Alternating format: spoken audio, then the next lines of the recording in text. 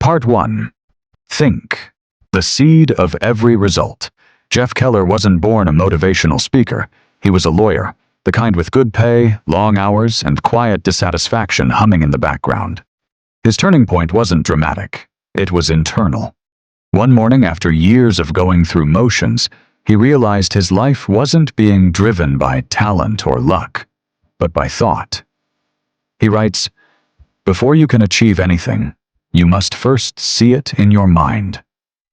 That's the start of everything. The realization that attitude begins in the mind long before it shows up in results. Keller explains that your thoughts are like the soil, and your circumstances are the crop. Whatever you consistently plant, fear, confidence, resentment, or gratitude, will eventually break through into your outer world. This isn't magic. It's psychology. The mind filters perception through belief. If you wake up assuming the world is against you, your brain scans for proof. If you expect opportunities, you start noticing openings you once ignored. He calls this the law of cause and effect for attitude. Your outer world is a mirror of your inner one. Most people, he says, live backwards. They wait for things to change before they think better thoughts. But the reversal is the key. Change the thinking, and the results follow. So Keller's first instruction is deceptively simple. Guard the gate of your mind. What you allow in, through media, people, and self-talk, shapes the dominant climate of your thoughts.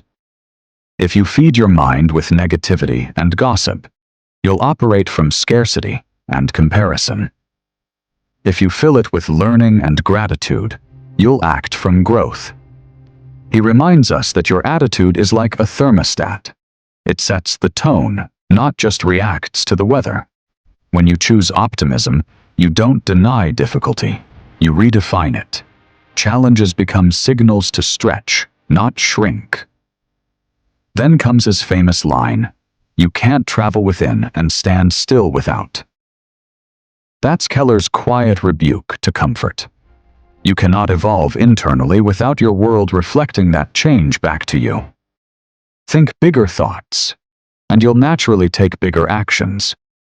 He gives examples of athletes visualizing their wins, entrepreneurs envisioning success, and ordinary people who simply stop saying, "I can't," long enough to test what happens when they do. The shift isn't mystical, it's neurological. The subconscious mind can't tell the difference between a vividly imagined success and a real one. It begins aligning actions and energy toward it. The problem, Keller notes, is that most people use this same power in reverse. They rehearse failure in their heads. They dwell on what could go wrong. And their subconscious, loyal and literal, treats those fears as commands. So Keller offers a challenge. Start noticing your thought patterns like you'd notice your spending habits. Where does your mental energy go each day? Are you investing in doubt or possibility? He suggests an experiment. For 1 week, commit to redirecting every negative thought. Replace "I can't" with "I'm learning." Replace "this is too hard" with "this will teach me something." The mind resists at first, but over time it builds a new default, one of curiosity and capability instead of complaint. He warns that the world won't always reward you instantly. Attitude isn't a quick fix. It's groundwork. You don't plant seeds and demand fruit in an hour. But keep tending your thoughts, and you'll find your responses change first. Then your results. The takeaway is steady. Your inner climate always predicts your outer weather. And when you learn to choose your thoughts consciously, you stop living on emotional autopilot. You start living by design. If the mind is the soil, your words are the tools shaping the landscape. Jeff Keller says it plainly. Your words predict your future. It sounds dramatic, but the psychology behind it is simple. What you speak out loud reinforces what you believe inwardly. Every time you say, "I'm terrible at this," your subconscious marks it as fact. Say it often enough, and your brain starts building a world around that limitation. Keller learned this firsthand. In his early law career, he was trapped in cycles of self-talk that sounded harmless, complaining about clients, deadlines, and the system. But each word deepened his sense of frustration. His breakthrough came when he decided to stop rehearsing misery. Instead of saying, "This job is killing me," he began saying, "I'm learning what I need to move forward." Same situation, new frame. And slowly, the energy shifted. Within a few years, he wasn't stuck in courtrooms. He was speaking to rooms full of people about how he'd turned thought into freedom. That's the heart of this section. Language isn't decoration, it's direction. Every sentence we say out loud is a declaration to our subconscious. Positive talk doesn't mean ignoring hardship. It means describing reality in a way that gives you power. For example, instead of saying, "I'm broke," Keller advises saying, "I'm temporarily short on cash, but I'm working on it." The difference seems small, but it changes everything. One shuts the door, the other leaves it open. He explains that your words trigger your brain's reticular activating system, the mechanism that filters what you notice. Say, "I can't find any opportunities," and your brain tunes out openings. Say, "I'm looking for opportunities," and it starts noticing them everywhere. This principle also applies to the way you speak to others. Keller insists that negative talk is contagious. Complaining is easy, but it spreads defeat faster than anything else. He suggests a verbal fast. Go 24 hours without complaining, criticizing, or gossiping. It's harder than it sounds, but that's the point. Once you become conscious of your words, you realize how often you sabotage your own energy. He also dismantles one common myth, that affirmations are corny or fake. He explains that affirmations only work when paired with action, but they're far from useless. Think of them as mental reminders, emotional post-it notes to keep your focus steady when doubt tries to take over. Phrases like, "I'm capable," "I adapt easily," "I'm learning something valuable from this," repeated with conviction, can rewire neural patterns over time. Keller's own practice was simple. Before sleep, he'd speak one clear intention to himself. Something short and believable, like, "Tomorrow I'll wake up feeling calm and purposeful." He found that the subconscious takes these statements as orders during rest, subtly shifting your mood and focus the next day. And here's where his realism shows. He doesn't claim that words alone manifest miracles. He warns that empty positivity, saying, "everything's fine," while refusing to act, is just denial. True positive speech doesn't ignore reality. It reframes it. It trains you to describe challenges in ways that keep you moving. He writes, "You can't talk defeat and expect victory." That one line sums up the whole section. The language of your life has to match the outcomes you want. If you want growth, speak in growth terms.